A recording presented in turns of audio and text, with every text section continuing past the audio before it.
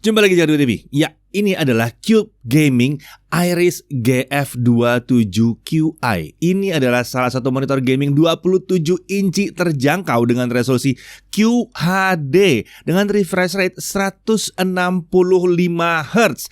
Harganya di 3.450.000. Menariknya, panelnya ini IPS, bukan VA, bukan TN. Response time-nya juga bisa nyampe 1 millisecond. Monitor ini juga ada support AMD FreeSync dan Nvidia G-Sync compatible. Menariknya lagi, monitor ini sudah support HDR10 atau HDR10 ya.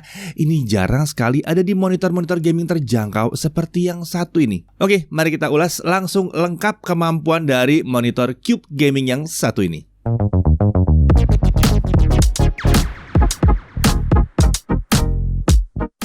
Cube Gaming, merek yang satu ini mungkin lebih dikenal dari produk casing terjangkau mereka ya. Tapi Cube Gaming sebenarnya masih punya beberapa produk gaming peripheral menarik, termasuk si gaming monitor yang satu ini ya. Nah, untuk monitor gaming yang mereka tawarkan tuh ternyata cukup beragam, mulai dari ukuran layar 24 sampai 27 inci. Untuk serinya ada seri Retina yang refresh rate-nya 75 Hz dan ada seri Iris yang refresh rate-nya adalah 165 Hz. Kali ini yang kita review adalah Iris GF27QI.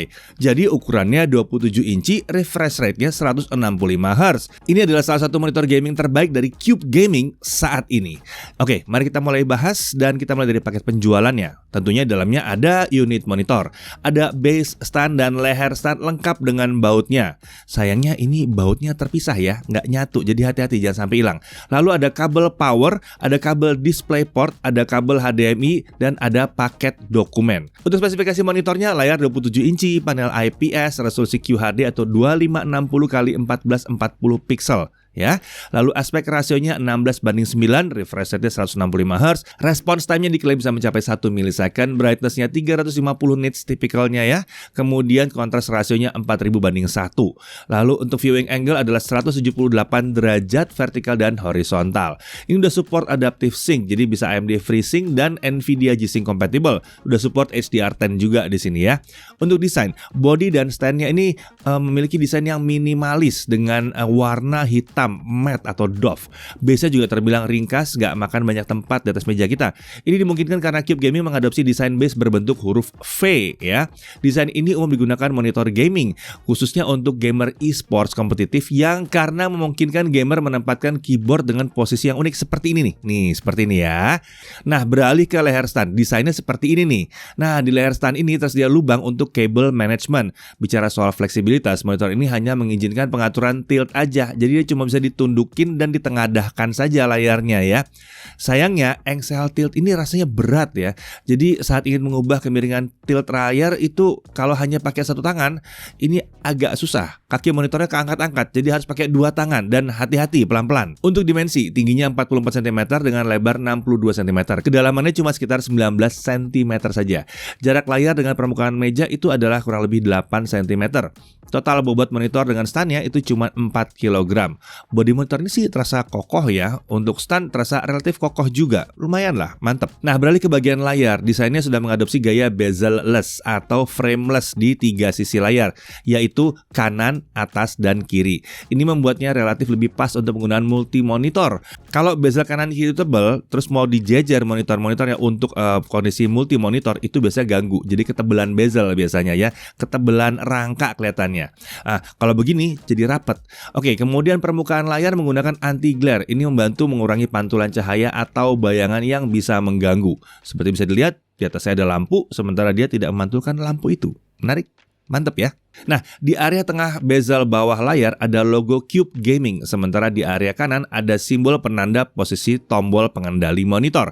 Nah, tombol-tombol pengendali tersebut ditempatkan di bagian dasar bezel bawah monitor. Terdapat tombol untuk menu atau OK, navigasi atas atau up, navigasi ke bawah atau down, return, dan power. Ada lampu indikator yang ditempatkan dekat tombol power untuk menunjukkan monitor ini dalam kondisi hidup atau mati. Anehnya, ini diposisikan menghadap ke bawah, bukan ke depan. Jadi kita harus agak-agak ngintip ya. Nah, beralih ke sisi belakang monitor. Di area tengah agak ke bawah terdapat VESA mount berukuran 75x75 mm yang berguna kalau kita ingin masang monitor ke dinding atau ke bracket khusus.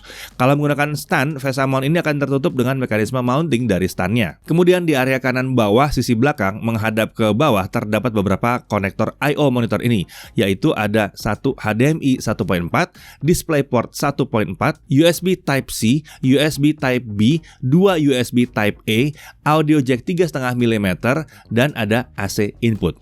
Kami cukup terkejut ya melihat konektivitas monitor ini terbilang lengkap nih, ada banyak ya. Bahkan ada USB Type-C yang jarang sekali ditemui di monitor sekelas harga ini nih, jarang ya. Ada juga USB hub, walaupun ya hanya standar USB 2.0, tapi ada di sini ya.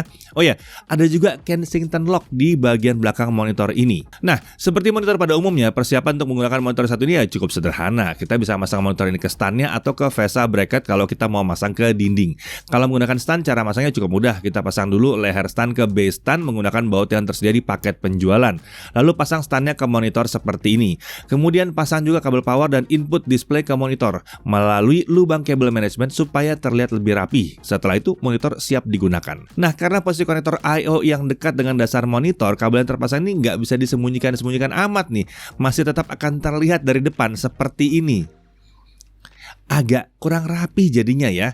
Walaupun kabel bisa diarahkan ke lubang kabel manajemen, tapi masih tidak benar-benar bisa kelihatan rapi di sini. Kalau membutuhkan fitur USB hub, kita bisa masang kabel USB Type A to Type B, atau kalau menggunakan input display USB Type C, kita bisa langsung memakai dua port USB hub tersebut tanpa perlu kabel USB A to Type B lagi. Nah, ya bisa gitu ya. Sayangnya kabel USB Type A to Type B maupun USB Type C to Type C ini tidak tersedia dalam paket penjualan. Tapi ya nggak apa-apa juga, monitornya udah murah ya. Kedua port USB Type A yang ada di monitor ini hanya mendukung standar USB 2.0 ya, jadi mungkin cocok untuk keyboard dan mouse, atau mungkin webcam juga. Kalau untuk webcam yang 720p, 1080p biasa cukup. Sebagai catatan, kalau mau menggunakan refresh rate 165Hz, kita hanya bisa menggunakan DisplayPort atau USB Type-C aja. Untuk HDMI, refresh rate-nya itu ntar nyangkut di 144Hz. Udah cukup tinggi, tapi nggak bisa 165. Untuk menu OSD tampilannya ini cukup sederhana ya. Di sini kita bisa melakukan pengaturan brightness, contrast, color temperature, dan preset tampilan dari menu ini. Bicara soal preset tampilan, menu pengaturannya di monitor ini anehnya malah diberi label Eco.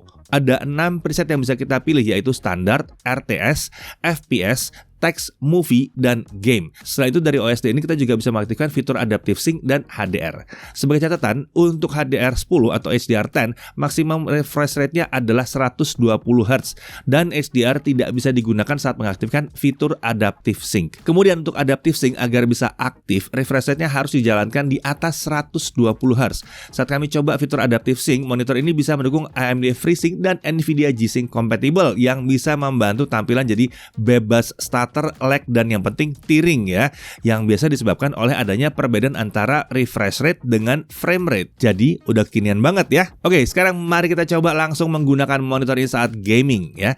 Saat kami coba untuk mainin game AAA seperti Shadow of Tomb Raider, lalu Witcher 3 Next Gen, God of War, itu hasilnya terbilang memuaskan ya untuk monitor gaming yang terjangkau seperti ini. Game-game tersebut bisa ditampilkan dengan relatif baik, salah satunya berkat panel IPS yang digunakannya. Reproduksi warnanya terbilang keren di sini. Saat kami coba tes dengan colorimeter, layar ini menawarkan color gamut di sekitar 98% gamut coverage sRGB. Jadi nggak heran kalau tampilannya udah mumpuni di sini. Sayangnya untuk brightness, kami merasa monitor ini belum bisa menawarkan brightness yang cukup tinggi, masih ngepas aja ya.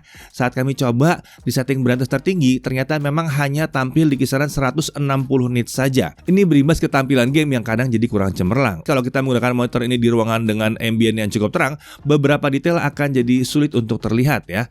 Kita harus mengurangi pencahayaan di ruangan dulu kalau mau detail-detail di area gelap itu bisa dilihat dengan baik. Bagaimana dengan HDR untuk gaming di monitor ini? Nah, saat kami coba, efeknya terasa agak sedikit kurang. Bagian terang di tampilan ini memang dibuat lebih terlihat, tapi bagian gelapnya tetap tidak begitu diangkat. Jadi kalau untuk gaming sebaiknya HDR ini nggak dipakai aja ya. Nah, itu kan untuk game AAA. Gimana kalau untuk game-game yang kompetitif atau yang e-sport? Tentunya karena monitornya pakai refresh rate 165 Hz, pengalaman kita di sini bisa jadi smooth dibandingkan menggunakan refresh rate yang 60 atau 120.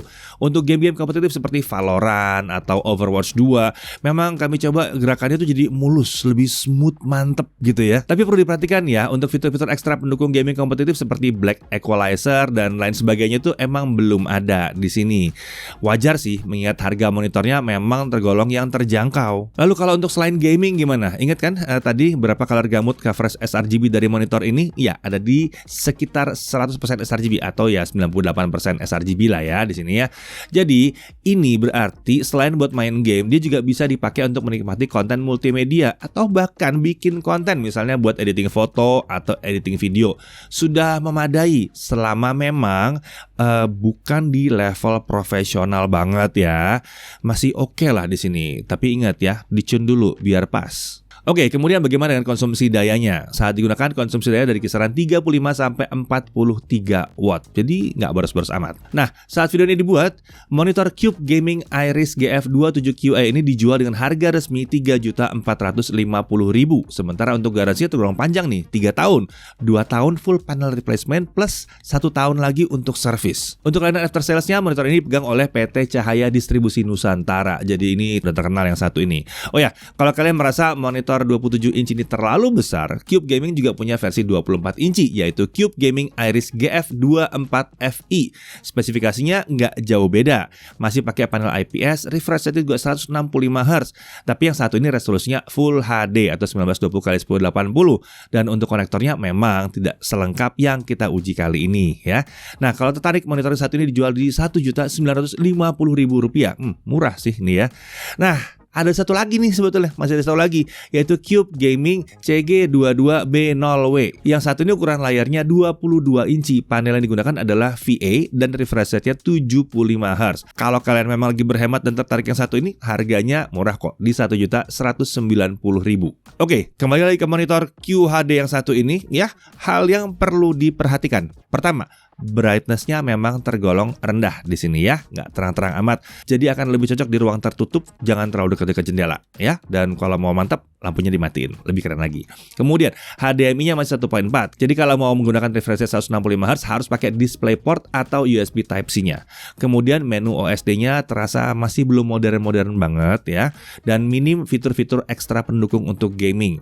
Lalu kabel yang terpasang ke konektor I/O ini nggak bisa disembunyikan, tetap mudah terlihat dari depan karena posisi konektornya dekat dengan dasar layar monitor. Nah, dari sisi kelebihannya, ini adalah monitor dengan layar IPS 27 inci beresolusi QHD ya, 2560x1440 dengan refresh rate 165 Hz di harga yang terjangkau sekali, apalagi sekarang ya.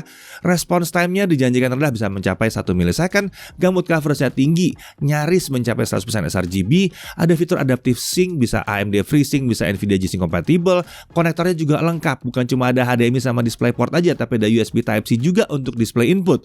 Lalu dia punya fitur USB Hub. Ya, monitor Iris GF27QI dari Cube Gaming ini bisa dikatakan adalah salah satu monitor gaming terjangkau yang terbaik saat ini. Kenapa? Karena di kelas harganya jarang ada monitor gaming yang menawarkan kelebihan selengkap yang ditawarkan yang satu ini. Kualitas tampilannya juga bukan kaleng-kaleng. Ya, kalau ada kurang-kurang wajar sih, untuk kelas harganya segini sih wajar. Menurut kami, apa yang ditawarkan Cube Gaming di monitor ini membuatnya menjadi salah satu opsi yang paling menarik untuk dipertimbangkan kalau kalian sedang mencari monitor gaming yang terjangkau. Saya Deddy Irfan, Jagat TV TV.